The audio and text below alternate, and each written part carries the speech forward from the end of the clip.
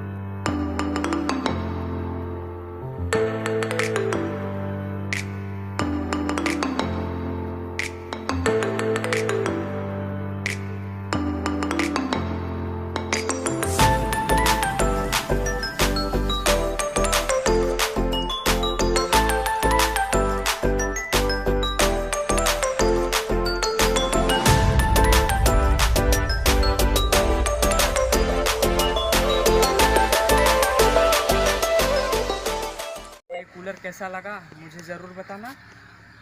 Video अच्छी लगी तो वीडियो को लाइक और चैनल को सब्सक्राइब करना ना भूलें और अपने दोस्तों को भी शेयर करना। मिलते हैं किसी और वीडियो में। Till then take care, bye bye.